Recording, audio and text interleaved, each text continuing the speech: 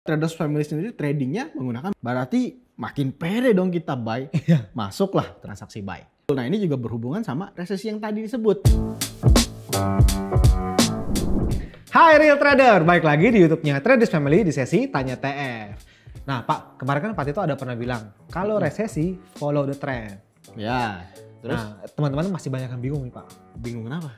Langsung aja ke pertanyaannya Pak ya. Oke. Dari Made Sabara. Kata Pak Tito, follow the trend. Trend up hanya mencari posisi buy dan juga sebaliknya. Pertanyaannya Pak, satu, bagaimana cara Pak Tito menentukan tren yang sedang naik atau turun? Apakah menggunakan moving average atau indikator yang lainnya? Yang kedua, jika time frame entry menggunakan daily, melihat trennya apakah juga di time frame daily atau di weekly atau apa ya? Mohon petunjuknya Pak, gimana Pak? Oke, betul, follow the trend. Ya. Kita tinggal, kalau kita trading tinggal follow trennya mau naik Atau mau turun. Ya. Dan kita nggak memihak pada tren ini harus naik, Nah ini tren nih, Pak. ini harus turun. Iya. Karena kan Traders Family sendiri tradingnya menggunakan breakout. Jadi kita bahasanya Tinggal tunggu konfirmasi tunggu aja. konfirmasinya. Ya. Dan yang paling penting adalah kita tidak memihak tren itu harus naik atau mau turun. Iya, soalnya bahaya tuh Pak kalau misalkan kita selalu memihak pada satu posisi. Betul. Harus buy, harus sell. Waduh. Nah ini kecenderungannya adalah kalau tradingnya di gold nih. Iya. Karena banyak suara dari luar, berita-berita kalau emas pasti naik. Ditanamin mindsetnya di awal begitu Pak. Betul. Waduh. Sehingga kalau trading di gold cenderungnya buy. Ya, harus buy pokoknya. Dan kalau trading sell malah nggak pede. Ya, karena biasanya takut loss lah, takut apalah, ditakut-takutin terus Pak. Betul. Ini kita contohin aja ya. Ya. Kalau kita trading memihak pada arah market tertentu. Misalnya gold sudah double bottom. Ya. Buy dong. Ya, ini pede banget nih Pede biasanya. banget. Terus ditambah omongan-omongan yang biasanya adalah emas pasti naik. Cenderung akan naik terus. Selalu naik. Berarti makin pede dong kita buy. Masuklah transaksi buy. Harganya turun nih sedikit. Iya. Yang akhirnya akan kita lakukan apa sih? Harganya lebih bagus tuh Pak. Kita akan buy, Buy lagi. lagi. Iya. Kita nggak cut loss kan, nggak stop loss juga. Malah buy lagi. Turun lagi harganya. Tambah aja dong. Malah kalau bisa ini martingale Pak biasanya. Ya, Pak, biasanya nambah lot. Iya, Karena harganya jauh lebih bagus lagi. Padahal trennya ini udah turun. Ya, dan mindsetnya di awal ditanamin pasti naik. Waduh. Betul. Nah, karena kita traders volume trading menggunakan breakout, kita nggak peduli harganya mau naik, harganya mau turun, kita ikutin aja marketnya. Ya. Itu juga yang menyebabkan kita tradingnya nggak pakai indikator, Pak. Seperti itu. Ya, karena memang kita harus tunggu konfirmasi dulu ya Pak sebelum entry market. Betul. Kan market mau naik kita pakai buy stop. Ya. Harganya mau turun kita tinggal pakai sell stop. Ya. Kita nunggu nih konfirmasi harga benar-benar naik dan harga benar-benar turun. Ya ditambah lagi, kan Pak Tito sering bilang ya Pak ya, kalau setiap metode atau pola punya probabilitasnya sendiri-sendiri ya Pak. Betul, apalagi kalau dikombinasi dengan konfirmasi tadi. Ya. Nggak apa-apa kita ketinggalan puluhan pips atau bahkan sampai ratusan pips. Tapi kita tradingnya aman nih menggunakan konfirmasi. Betul. Nah karena kita juga nggak memihak pada arah market harus naik atau harus turun. Kita tradingnya benar-benar objektif. Ya, jadi bener-bener sampai ada konfirmasi baru masuk, selalu begitu ya Pak ya? Betul, nah ini juga berhubungan sama resesi yang tadi disebut. Oh iya. Ya kan? Iya. Mau ada resesi pun kita nggak terlalu terpengaruh. Ya. Karena kan resesi itu tinggal naik atau turun.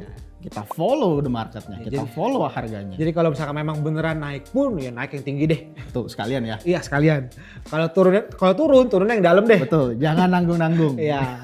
Nah buat Pak Made, penjelasan lebih detail mengenai follow the trend, kita sudah pernah buat videonya dan Bapak tinggal klik link yang di bawah, langsung tonton aja. Oke Pak, lanjut. Ya. Dari Cryptoku Cryptoki. Bolehkah seorang analis TF membuat channel YouTube dan mengupload konten mengenai TFF? Upload sinyal, profit loss signal, proses take level sampai WD TF point. Ya. Takutnya ketika mengupload seputar TFF nanti melanggar aturan dari TF. Bagi yang bisa jawab, mohon pencerahannya. Terima kasih. Oke, sebelumnya saya pengen tahu nih Pak. Niatnya Bapak, karena bisa dua nih ya. Bapak mau mempromosikan channel Bapak atau Bapak niatnya bener-bener mau edukasi, memperkenalkan TF nih. Ya, soalnya yang pertama bahaya banget nih Pak. Betul. Kalau niatnya Bapak mempromosikan diri, mempromosikan channel Bapak, jangan Pak. Ya. Kita saranin jangan. Mungkin di awal lagi promosi, subscriber banyak nih. Seneng. Impactnya nanti Pak, setelah sinyal Bapak beberapa kali loss. Ya. pasti ditanyain nih. Tanyain tuh sama teman-teman ya. Kok analisanya loss sih, gimana? Ganti metodenya, segala macem dah. Bahkan ketika sinyalnya profit pun, Bapak juga ditanyain, Pak. Kapan Pak ada sinyal lagi? Yang kemarin belum ngikut. Yang kemarin lagi belum ngikut juga Pak. Iya, mau jadi dong. Jadi pada akhirnya kalau Bapak mempromosikan diri, analisa Bapak profit atau loss, Bapak kan tetap dicari, Pak. Ya, dua-duanya salah deh Pak. Mendingan jangan sama sekali. Betul. Kenapa sih kita tahu? Karena Pak Tito dan Traders Family udah ngalamin. Udah ngelaluin ya Pak ya. Betul, udah ngelaluin. Nggak enak Pak rasanya dicari-cari orang. Ya. Apalagi ketika lagi loss. Tekanan mentalnya berat itu.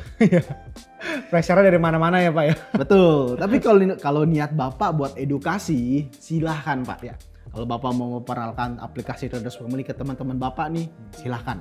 Ya, maksudnya ngajarin sampai bikin sinyal gimana, betul. Apa aja yang bisa didapat. Kali teman-temannya juga ikut bener tradingnya, ya. Jadi real traders kan? Ya, amin.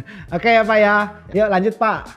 Dari Dodik Kurniawan, untuk memaksimalkan trading dengan strategi yang sudah di backtest, apakah penggunaan trailing stop dan break even yang digunakan untuk memaksimalkan trading result atau lebih baik murni hanya dengan menggunakan SL dan TP? Oke.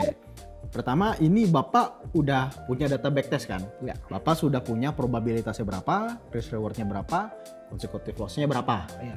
Nah, ketika forward test-nya Bapak update nih pakai trailing stop atau dibikin break even, ini angkanya bisa berubah nih probabilitasnya. Ya. Bahkan consecutive loss-nya mungkin akhirnya jadi lebih banyak. Karena meskipun profit tapi kena stop loss. Iya. Kebacanya kan. BP dulu baru kena TP ya Pak ya? Ya itu kemungkinan kedua. Ya. Sehingga probabilitasnya jadi turun. Acak-acakan jadinya. Acak-acakan. Jadi kalau memang Bapak mau forward test menggunakan trailing stop, berarti backtest ulang Pak. Iya.